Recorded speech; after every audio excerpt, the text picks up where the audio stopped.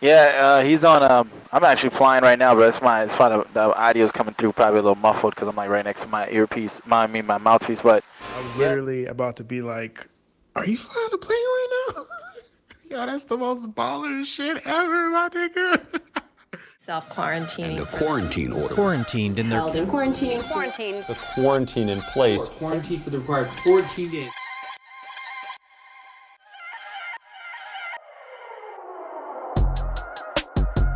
Hey, what's up, people? Welcome to another episode of Quarantine Talks. This is me, JC, and today I got with me on the pod my boy Mike Johnson, aka Pilot Mike. Yeah. Players Club. I don't know why I did that. Man, I actually met Mike on my last trip to Brazil in the airport. I saw that he was a Portuguese speaker, and I was trying to get the low on where to go in Rio, and I was like, yo, nigga, help. And he did. And we've been cool ever since, man. So today on the pod, we talk about him being a black pilot and the lack of representation of us in those fields, and of course how he is working to change that narrative. We talk about his international second home of Brazil and the state of things down there. And of course, because he lives in LA, we talk about LA traffic, because no conversation with any LA native is complete without talking about traffic. It's almost like talking about the weather, because only it's more fantastical because LA traffic is like a whole different life of its own. Shout out to Republic of Pie in North Hollywood and Simply Wholesome on Slauson, by the way. They're my favorite spots to eat. Let's go, man. Let's get into this. And ladies and gentlemen, what's up? I am JC. Welcome to another episode of Quarantine Talks.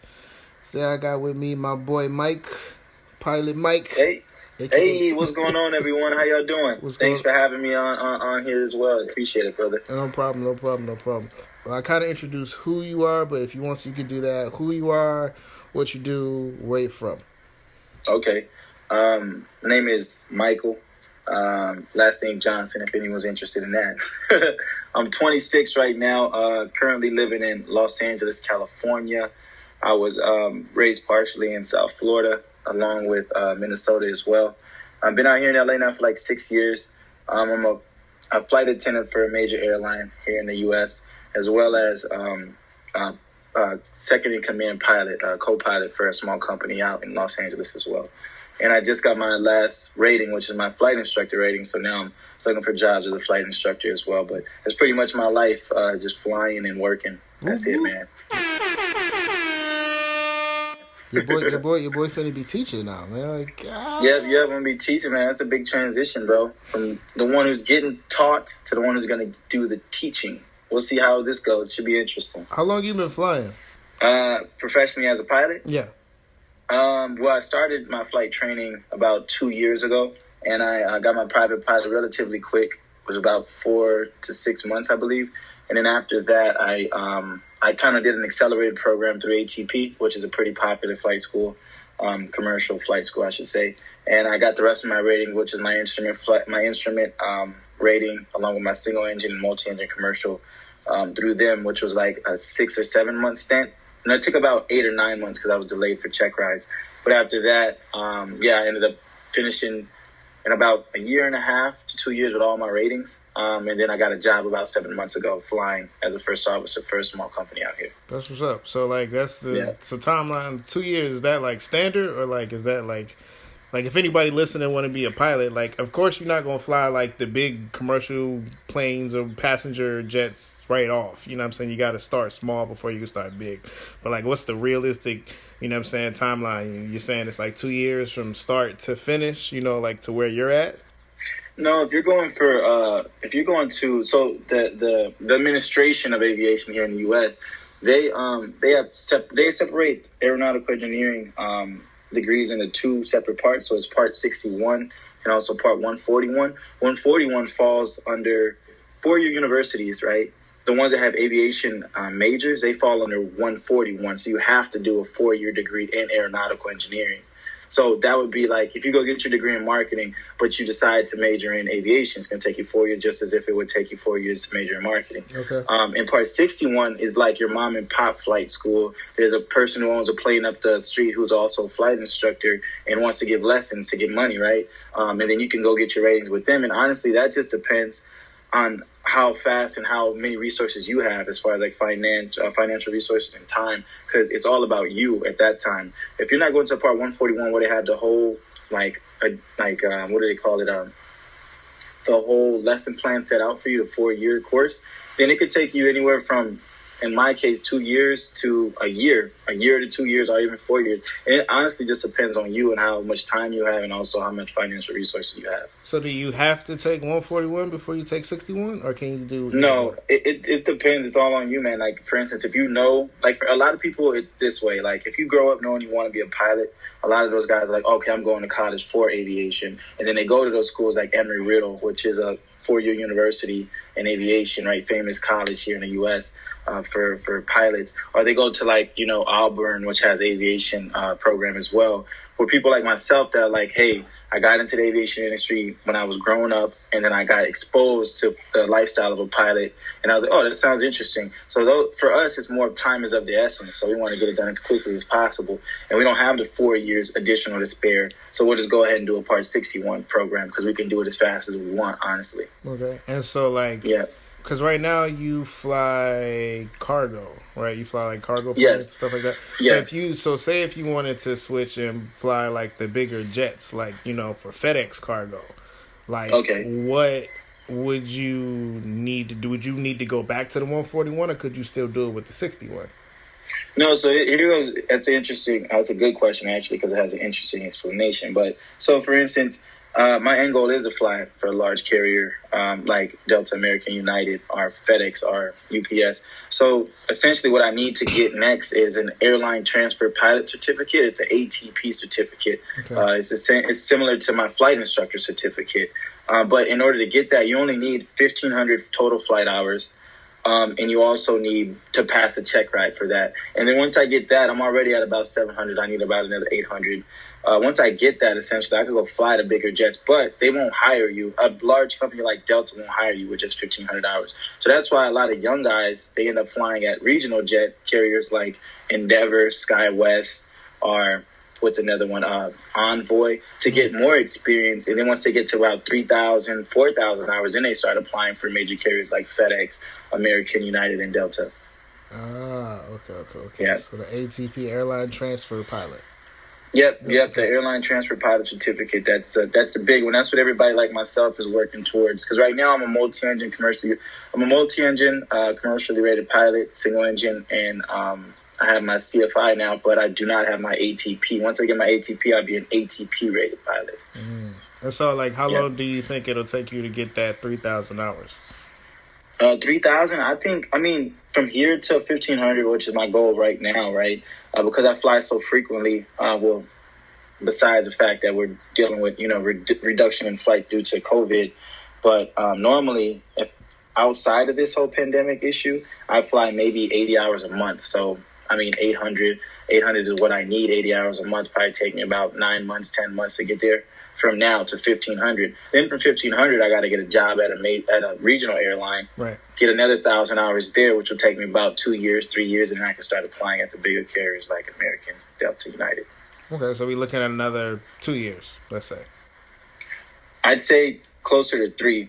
Yeah, I'd say 3 to 4 from when you get your CFI, which is a lot. It's a very common route for a lot of pilots is become an instructor, because normally this is the way to get the fastest hours. To accumulate hours in the quickest way is to instruct. You can instruct up to 8 hours a day.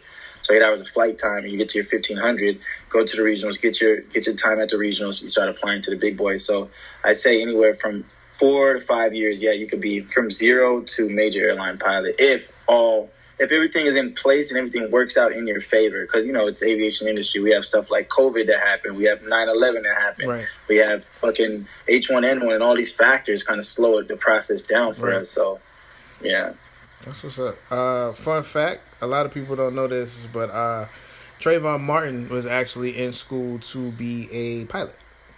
I saw that. That's actually really dope. Yeah, I saw that. He was in school to be a pilot. So whatever, I'm like, I'm always like one of those type of people. Like when it comes to like younger people, like they can't be what they don't see.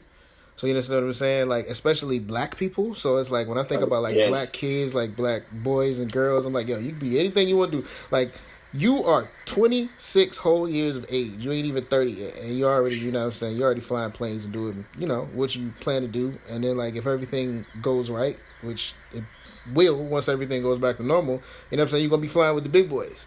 So you know what I'm saying? It doesn't, and if you started sooner, you'd be doing it sooner, because there are people that get their airline licenses before they get their driver's licenses. You know, there are kids that get their pilot's license before they get their driver's license. So you know what I'm saying? So don't ever think that you can't do something. I know you don't see a lot of black pilots, but we coming up. Yeah. And we out here, and I'm talking to one. So that's why I wanted to go into the steps to get to the piloting, the flying the damn planes. So that's of course, man. And just to piggyback on what you mentioned, man, that's so true. Because I mean, had I known it was even possible, had I been exposed to aviation professionals such as pilots that look like me, act like me, talk like me, and come from where I come from, it would have been, like an actual reality that I could see when I was a child. You know what I mean? I never saw a black pilot. Shit, I never been to an airport till I was maybe 16, 17 years old. You know what I mean? So for me to get exposed to it later on in life, it sparked that interest. I'm like, you know what? Flying on Delta frequently and all these airlines and seeing all these black pilots, and like, you know what? This shit is actually possible. It's not something that's like just made up. And, you know, for us, especially too, when I tell all my friends, hey man, let's go flying, bro. You know, they're like, hell no, I'm black. We don't do that. I'm like, see, that's the ignorance right there. Right. That's keeping us in that box, man. We supposed to be coming out here and doing new shit and taking over. Because the more people we have in those positions, the more we're going to spark. The more we're going to spark the interest of the next generation and keep that shit moving and progressing. Right. So that's facts. So yeah, man. Big ups, Pilot Mike. You know what I'm saying? You got here. Thanks, man. I appreciate that, bro. Getting back to LA though, what is LA like right now? Like, is y'all on lockdown? Like, you're the first person I've talked to on the West Coast too. So like, I'm interested to know. Right now, man, honestly, it's like it's strange, bro, because, you know, like the first thing you think of when you think of LA is traffic, bro. Fucking horrible traffic, right? But traffic right now, due to the, you know, the stay-at-home order and shit, it's actually not. I could curse on here, right? Just making sure. Yeah. All right, cool. But yeah, you know, since the stay-at-home order came out a few weeks ago, bro, it's been dead. Like, no traffic, which is a plus for me because I can LA? The other side of LA, yeah, bro. There's almost no traffic. It's crazy, bro. That's a topic in itself. You need to cover shit. Where's your flight school at? Well, my flight school was in Long Beach, and I live in North Hollywood. If you're aware, it's long. It's far as fuck. It's on the other side of LA. Damn, Long Beach. 40 miles across LA County, bro. And that's you might as well be in a different state, bro. Like that's like, bro. Oh my god, with traffic, bro, that's like a 3-hour commute one way. Yeah, bro. I've sat in traffic for 3 hours before, bro. It's no fucking joke. So, I mean, now for me, bro, I'm loving it in that aspect. Like, of course, like, it's fucking horrible, the virus itself and the fact that it's, you know, deaths around it. But the one silver lining that I'm looking at is like, well, shit, I don't have to sit in traffic all day. I leave normally what would be like the peak hour of traffic, and I get home in 40 minutes. So for me, I'm loving it. But besides, that's a mile a minute. Yeah, bro. That's a luxury. I'm zooming too. I'm telling you, bro. In LA, normally it's bumper to bumper, and I'm on a 5, and I'm on a 5, and I'm on a 101, which is too bad freeways for traffic. Right. So. Yeah, and I get there relatively quickly, man. So it's gonna be bittersweet when all this shit passes, because then I'm gonna be stuck back in traffic for a long time. Oh my god! Like for y'all that don't understand, man. Like LA traffic, there's a reason why everybody knows. Like it's like a life of its own. Like, you know what I'm saying? Yeah. Like it's like, I used to live on the West Coast. I used to live in Vegas. I used to frequently be in Los Angeles, and like I went back maybe 2 or 3 months ago, and I was leaving like Inglewood area, and I was going to North Hollywood to go to Republic of Pop, right? An hour and 45 minutes into this journey, I said, "Fuck it, I'm going to Chipotle," and I turned on Melrose because I was like, because I was only halfway there, and you know what I'm saying? It's an hour 45 minutes to what is 12 miles? I'm like, nah, I can't do. I forgot how bad traffic is. Bro. So bro, traffic is no fucking joke here. That's a whole determining factor. A lot of people where they live at, what jobs you're willing to take, and all that, bro. LA is that big of a deal when it comes to traffic. So, I mean, for me, bro, I'm loving it right now. Like I mentioned, it's going to be bittersweet when that shit goes away. But besides that, bro, outside of the traffic that's luxurious right now, I'd say, like, it's kind of strange, bro, because it doesn't even feel like LA. I mean, outside of the fact that COVID, kind of shut the city down about 3 weeks ago now, it's also been raining a lot too. So the weather on top of COVID, yeah, it's been raining like the past couple of weeks almost straight. We had a couple of days of sunshine last week, I believe, but for the most part, it's been raining for almost. Is it cold? About 3. It's not cold. I'm outside right now. It's been raining majority of the day. It kind of stopped right now, and it's I'd say about 65. It's not bad, but that's bad. So the weather, yeah, right, for LA, that's bad, right? So for the weather, including the city being shut down due to COVID, I'd say it just doesn't feel like LA, man, because you don't see anybody in the street. And when you go outside, you see everybody with masks on and shit. Right. All the stores, the restaurants, bars are closed. You don't see people walking down the street. On an 80-degree day, normally the streets are packed out. Everyone's walking around doing shit. Right. But now, bro, it's just dead. Do you know if the beaches are shut down? The beaches are shut down as well. Okay. Yeah. So God. The beaches are empty. Cali can't go to the beach. Nobody outside. Yeah, like that's whew. Oh. Yeah, bro. It doesn't feel like LA, but I mean, I think it's happening around a lot of cities. Isn't it the same way in Atlanta right now too? Yeah, everything's shut down. You can't go nowhere. I mean, nobody's doing nothing. Like it's just you. That's it. You go outside. Maybe you run, you jog. You do a little exercise, and you bring your ass back in. Unless you gotta go to work. Exactly. That's it. Same shit. And they shut down the gyms too, which really sucks, bro. Because fucking trash. Can't even work out. Mm-hmm. Speaking on that, so like, what have you been doing to like keep sane in this different new normal? What you been doing to like chill and relax or whatever?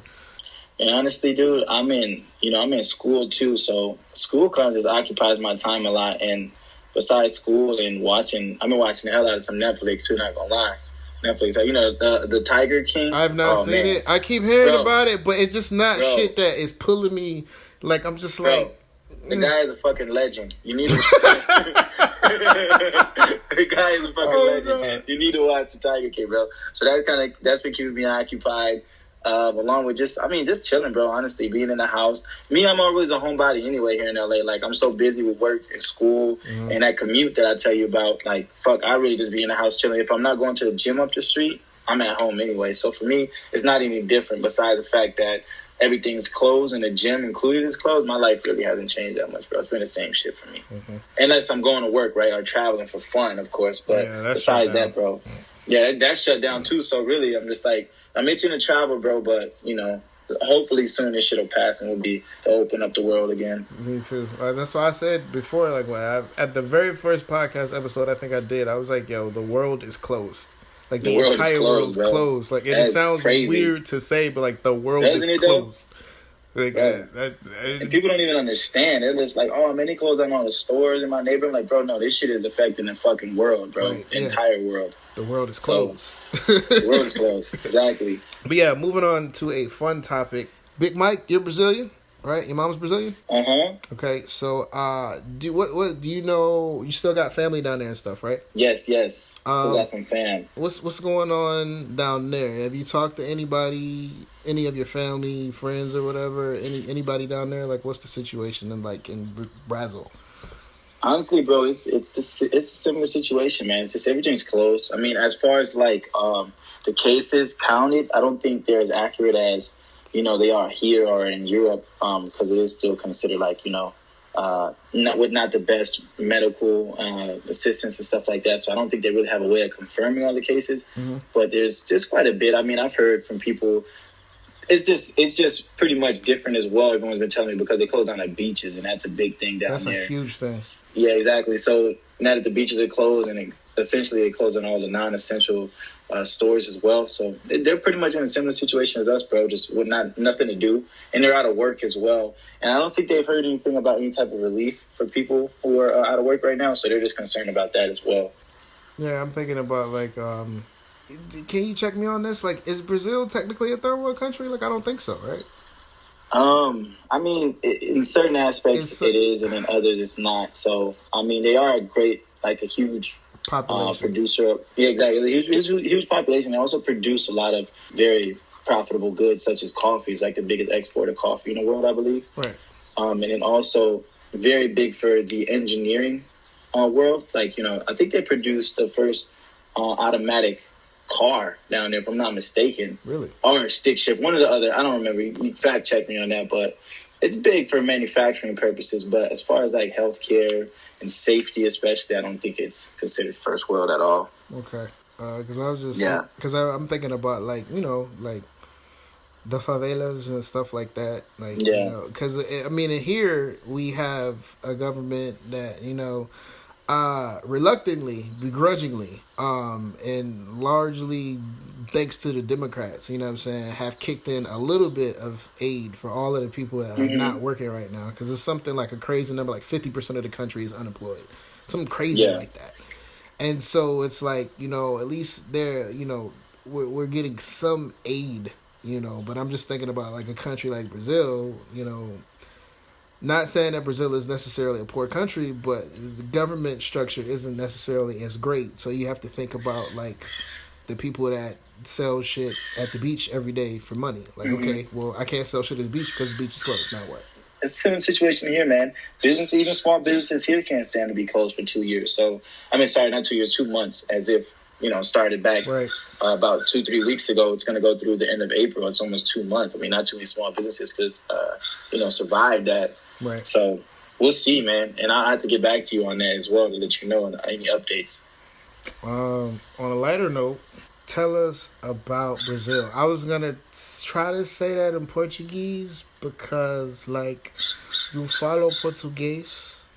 How you say that? Yo tenho practicado. You gotta say eu falo. You follow Português. Yeah. Okay. Yeah, there we go. Yeah, okay. There we go. I'm not doing that on it. So yeah, tell us. I gotta go back to Babu, man. Like, tell us about Carnival, man. Because the last time you went, you got lucky, bro. Like you. Yeah, man, it was legendary. Oh, it was cool. But it was legendary, bro. I mean, I've been to a few of them now, maybe like 3 or 4. Okay. It's always a ball, man. You were down there, right? Oh no, you weren't there, huh? New Year's.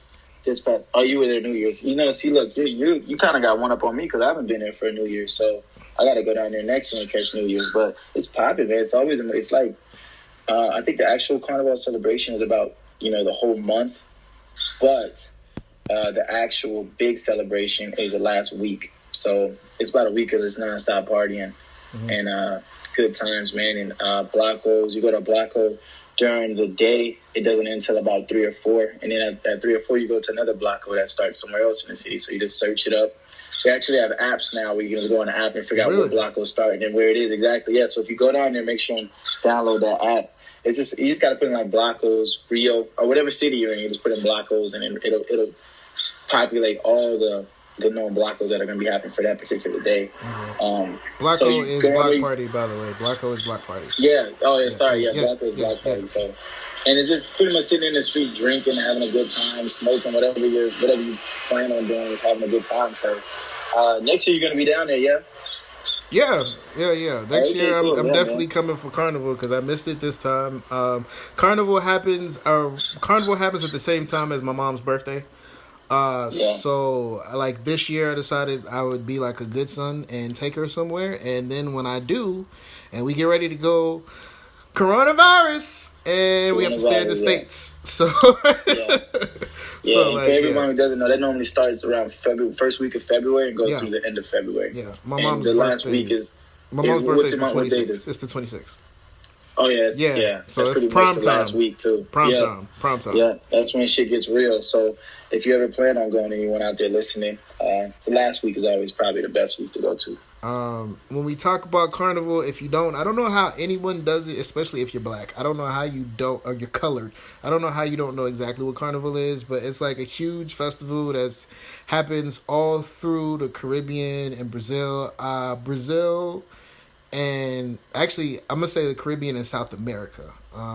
And we actually, in the States, we have our own version of Carnival, which is going to be Mardi Gras in Louisiana. Mardi Gras. Yep. Brazil and Trinidad and Tobago go backwards and forwards about who has the best carnival. Those are the two spots that are talked about constantly. I haven't been to Carnival in either, and I really want to go. Is Rio's the biggest? Rio's the biggest in the world, though, right? I'm thinking. I think, yes, it is a lot. I think it has the most participants as far as people that are going for tourism, and then also the biggest competition as well for, the samba competition that they're celebrating. So it's massive. But I think, too, another one that I've never been to that here is popping is Salvador. Salvador is pretty popping, too. Salvador, Bahia. Yeah. Wait, did you go? I thought you went to Salvador, so you went to Rio's Carnival.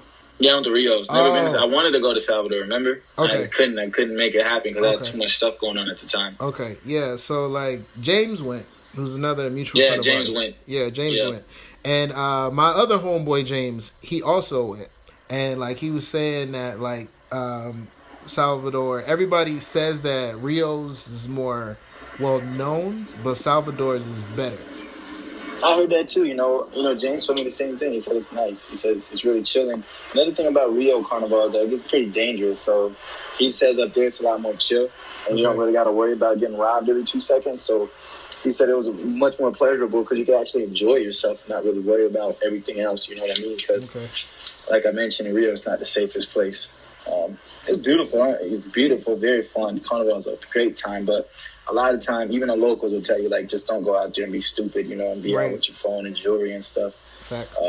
Not to dissuade anybody from going, but like, of course, you know what I'm saying? Definitely, but like, never. You got to go in, and that's anywhere, like in any country in Central and Latin America, and honestly around the world, dude. If you're not a part of that culture, if you're not from that place, if you don't know how things operate, you got to be conscientious of your surroundings and what's going on, especially if you don't speak the language. Right. And I'm not even talking about any particular country, just anywhere that's not your country. Right. Shit, this place is in L.A. Exactly. Man, places in L.A. you should not be going. Right. I mean, that I won't even go to because I got no reason to go there. So, I mean, that's just being smart. Anyone could say like, oh, I won't have any issues, but honestly, you don't know if you won't have any issues. Exactly. So you just got to be smart in any way that you operate, any place. So like Salvador is on the. I want to go to both carnivals.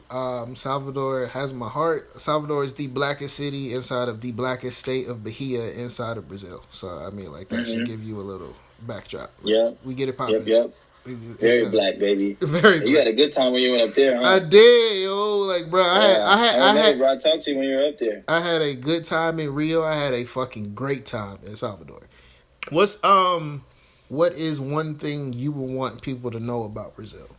It's probably two things that I would say I want people to know. One that you mentioned, actually, is that it's one of the blackest places in the world besides a country in Africa. There's a lot of black, because it's a portrayal, I think, especially in the States, that like, everyone down there has a particular look, and it happens to like favor the European. Nah. When exactly, no, exactly. You've been down there. It's very, very chocolate. So that's a beautiful thing. And then too, man, don't believe all the hype. I know that people say like it's very dangerous and stuff, and I have mentioned it is dangerous. It is. I mentioned that, but that shouldn't like deter you from wanting to experience a place for yourself. You know what I mean? Because they'll tell you on the media everywhere south of the border is dangerous, especially with politics that we have today, right? But don't let that deter you from wanting to and not going and experiencing it for yourself. Right. I would agree. Yeah. I would agree. I would definitely agree. My sister, actually, I bought a memento back for her. It's for my niece, actually. It was one of the beach scarves that they have, like one of the beach towel things or whatever. So there was this towel that had a bunch of different black women with a bunch of different head wraps, and it was all in different colors and everything. And my sister is like, where's this from? And I said, Salvador? She's like, but Brazil? I said, yeah. She was like, all these black people? I said, listen, I said, Brazil has the most black people outside of the continent of Africa. You understand what I'm saying? So I was like, don't think that we aren't there. We are there in mass. Like, whole cities, state, all of that stuff. So like, so that's, I'm gonna back that up. Like, there's black folk is everywhere. It's a beautiful thing, man. And it's throughout all of Latin America, man. And Central America too. It's like Black Latins are just like, hidden for some reason. Everyone has like a preconceived notion of how Central Latin Americans look, when it's like, dude, they look like me and you. Right. Most of them look like me and you. Most people look like most.